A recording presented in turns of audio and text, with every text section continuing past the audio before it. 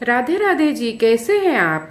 कथा पसंद आने पे हमारे चैनल को सब्सक्राइब करें, नोटिफिकेशन का बेल भी दबा लें ताकि मैं जो नए वीडियो अपलोड करूं उसके नोटिफिकेशन आपको मिलते रहें। तो चलिए हम शुरू करते हैं जोतवाहन कथा 3। एक बार नैमिषारण्य के निवासी ऋषियों ने कल्याणार्थ सूत जी से पूछा, हे सूत, कली काल में लोगों के बालक किस तरह दीर्घायु होंगे, सो कहिए। सूत जी बोले, जब द्वापर युग का अंत और कलयुग का आरंभ था, उसी समय बहुत सी शोकाकुल स्त्रियों ने आपस में सलाह किया कि क्यों इस काल में माता के जीवित पुत्र मर जाते हैं। जब आपस में कुछ निर्णय नहीं कर सकती, तब गौतम जी के पास पूछने के लिए चली गए। जब उनके पास पहुंची तो उस समय गौतम आनंद के साथ बैठे थे। उनके सामने जाकर उन्होंने मस्तक झुकाकर प्रणाम किया। तदनंतर स्त्रियों से पूछा, हे प्रभु, इस कलयुग में लोगों के पुत्र किस प्रकार जीवित रहेंगे, इसके लिए कोई व्रत या तप हो सके तो कृपा करके बताइए। इस तरह की बात सुनकर गौतम जी बोले, आपसे मैं वही कहूँगा जो मैंने पहले से सुन रखा था। गौतम जी ने कहा, जब महाभारत का युद्ध की अंत हो गई और द्रोणपुर अश्वत्थामा के द्वारा अपने बेटों को मरा देखकर सब पांडव बहुत दुखी हुए, तो शोक से व्याकुल होकर द्रौपदी अपनी सखियों के साथ ब्राह्मण श्रेष्ठ धौम्य के पास गई। उसने धौम्य से कहा, हे विपेंद्र, कौन सा उपाय करने से बच्चा दीर्घायु हो सकता है, यह आप कृपा करके ठीक ठीक कहिए। धौम्य बोले, सतयुग में सत्य वचन बोलने वाला, सत्याचरण करने वाला, सदकर्मी जोतवाहन नामक एक राजा था। एक बार वह अपनी स्त्री के साथ अपने ससुराल गया, वहीं रहने लगा। एक दिन आधी रात के समय पुत्र के शोक से व्याकुल कोई स्त्री रोने लगी, क्योंकि वह बेटे के दर्शन से निराश हो चुकी थी। उसका पुत्र मर चुका था। वह रोती हुई कहती थी, हाय, मुझ बूढ़ी माँ के सामने मेरा बेटा मरा जा रहा है। उसका रुदन सुनकर राजा जिमूतवाहन को तो मानो हृदय ही विदीर्ण हो गया। वह तत्काल उस स्त्री के पास गया और उसने पूछा, तुम्हारा बेटा कैसे मरा है। बूढ़ी माँ ने कहा, गरुड़ प्रतिदिन आकर गांव के लड़कों को खा जाता है।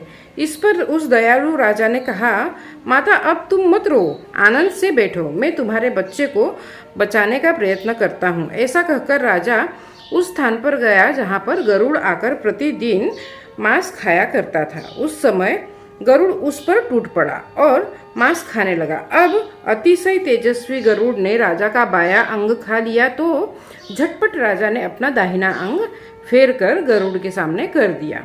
यह देखकर गरुड़ जी ने कहा, तुम कोई देवता हो। तब राजा ने कहा, हे पक्षीराज, इस तरह के प्रश्न करना व्यर्थ है, तुम अपनी इच्छा भर मांस खाओ। यह सुनकर गरुड़ उठ गए और बड़े आदर से राजा के जन्म और कुल की बात पूछने लगे। राजा ने कहा, मेरी माता का नाम शैव्या और मेरे पिता का नाम शीलवाहन है। सूर्य वंश में मेरा जन्म है और जिमूतवाहन मेरा नाम है। राजा की दयालुता देखकर गरुड़ ने कहा, महाभाग, तुम्हारे मन में जो अभिलाषा है वह वर मांगो। राजा ने कहा, हे पक्षीराज, यदि आप मुझे वर दे रहे हैं तो वर दीजिए कि अब तक जिन प्राणियों को आपने खाया है सब वे जीवित हो जाएं। हे स्वामी, अब आप यहाँ के बालकों को न खाएं और ऐसा उपाय करें कि यहाँ जो उत्पन्न हो ये लोग बहुत दिनों तक जीवित रहे। धौम्य ने कहा कि पक्षीराज गरुड़ राजा को वरदान देकर स्वयं अमृत लाने के लिए नागलोक चले गए। वहां से अमृत लाकर उन्होंने उस मरे हुए मनुष्य की हड्डी पर बरसाया। ऐसा करने से सब लोग जीवित हो गए जिनको कि पहले गरुड़ ने खा लिया था। राजा के त्याग और गरुड़ की कृपा से वहां के लोगों का कष्ट दूर हो गया। उस समय राजा के शरीर की शोभा दूनी हो गई। राजा की दयालुता देखकर गरुड़ ने फिर कहा, संसार के कल्याणार्थ एक और वरदान दूंगा। आज अश्विन कृष्ण सप्तमी से रहित शुभ अष्टमी तिथि है। आज ही तुमने यहाँ की प्रजा को जीवन दान दिया है। वत्स, वैसे यह दिन ब्रह्म भाव को प्राप्त हो गया है, जो गत भेदों से विविध नामों से विख्यात है। वही त्रैलोक्य से पूजित दुर्गा अमृत प्राप्त करने के अर्थ में जीवित पुत्रिका कहलाया है। सो इस तिथि को स्त्रियां उस जीवित पुत्रिका की कुश की आकृति बनाकर तुम्हारी पूजा करेंगी, तो दिनों दिन उसका सौभाग्य बढ़ेगा तथा वंश की बढ़ोतरी होती रहेगी। हे महाभाग, इस विषय में विचार करने की आवश्यकता नहीं है। हे राजन, सप्तमी से रहित और उदया तिथि की अष्टमी को व्रत करे और नवमी को पारण करे और प्रयत्न करके सप्तमी विद्ध या अष्टमी का त्याग करे, यानी कि उस रोज व्रत न कर शुद्ध अष्टमी को व्रत करे। यानी इस पर ध्यान न दिया गया तो फल नष्ट हो जाएगा और सौभाग्य तो अवश्य ही नष्ट हो जाएगा। जीमूत वाहन को इस तरह वरदान देकर गरुड़ वैकुंठ धाम के लिए चले गए और राजा भी अपनी पत्नी के साथ अपने नगर को वापस चले गए।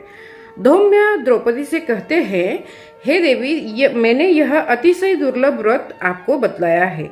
इस व्रत के करने से बच्चे दीर्घायु होते हैं। हे देवी, तुम पूर्वोक्त विधि से यह व्रत और दुर्गा जी का पूजन करो तो तुम्हें अभिलाषित वर प्राप्त होगा। मुनिराज धौम्य की बात सुनकर द्रौपदी के हृदय में एक प्रकार का कौतूहल सा उत्पन्न हुआ।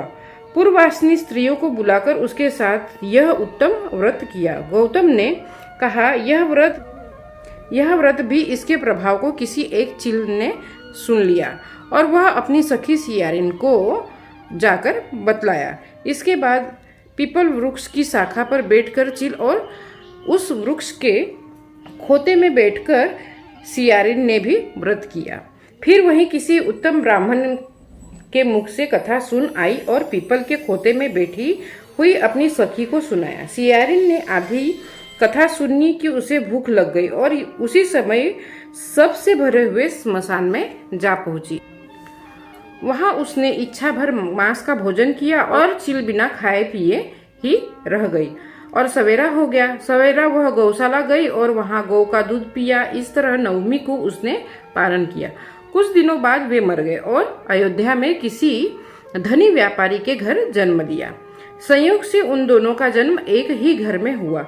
सो सियारिन ज्येष्ठ हुई और चिल छोटी हुई। वे दोनों सभी शुभ लक्षणों से युक्त थी, इसलिए बड़ी लड़की का काशीराम और छोटे उसके मंत्री के साथ विधि पूर्वक विवाह हो गया। पूर्व जन्म के कर्म फल से मृगनयनी वह राजरानी हुई। जिस किसी भी संतान को उत्पन्न करती वह मर जाती थी और पूर्व जन्म का बातों का स्मरण करने वाली मंत्री की पत्नी ने अष्ट वसुओं के समान तेजस्वी 8 बेटे उत्पन्न किए और सभी जीवित रह गए। अपने बहन के पुत्रों को जीवित देखकर ईर्ष्यावश राजपत्नी ने अपने स्वामी से कहा कि यदि तुम मुझे जीवित देखना चाहते हो तो इस मंत्री के सभी पुत्रों को उसी जगह भेज दो जहां मेरे बेटे गए हैं, अर्थात उन्हें मार डालो। यह सुनकर राजा ने उन मंत्री के पुत्रों को मारने के लिए कई प्रकार के उद्योग किए। मंत्री पत्नी ने जीवित पुत्रिका के पुण्य बल से बचा लिया। एक दिन राजा ने अपने आदमियों से उन पुत्रों का सिर काटकर पिटारी में रखाया और पिटारी उनके मंत्री पत्नी के पास भेज दिया, किंतु वे 8 सिर बेशकीमती हो गए और भले चंगे होकर वे 8 लड़के अपनी माता के पास चले गए। उनको जीवित देखकर राजपत्नी को बड़ा क्रोध और विस्मय हुआ। अंत में वह मंत्री पत्नी के पास आई और उसने पूछा, बहन, कौन सा ऐसा पुण्य किया है जिससे बार बार मारे जाने पर भी तुम्हारे बेटे मरे नहीं? इस पर मंत्री की पत्नी ने कहा, पूर्व जन्म में मैं चील थी और तुम सियारन थी। हमने और तुमने साथ साथ में जीवित पुत्रिका का व्रत किया था। तुमने व्रत के नियमों को भली भांति पालन नहीं किया था और मैंने इस व्रत को बहुत ही अच्छे से पालन किया था। इसी दोष से बहन तुम्हारे बेटे जीवित नहीं रहते, मर जाते हैं। हे राजरानी, अब भी तुम उस जीवित पुत्रिका का व्रत करो तो तुम्हारे बेटे दीर्घायु होंगे। मैं तुमसे सच सच कह रही हूँ। उसके कथनानुसार रानी ने भी व्रत किया। तभी से उसके कई कई बेटे सुंदर और दीर्घायु होकर बड़े बड़े राजा हुए। सूत जी कहते हैं कि सब प्रकार का आनंद देने वाला मैंने यह द्विंग व्रत बतलाया है। स्त्रियां चिरंजीवी संतान चाहती हो तो विधि पूर्वक यह व्रत करें। अगर इस कथा में मुझसे कोई भी भूल चूक हुई हो तो प्रभु जी मुझे माफ करे और सुनने वाले की भी गलती क्षमा करे। तो प्रेम से बोले राधे राधे और कमेंट में जय माता दी जरूर लिखे।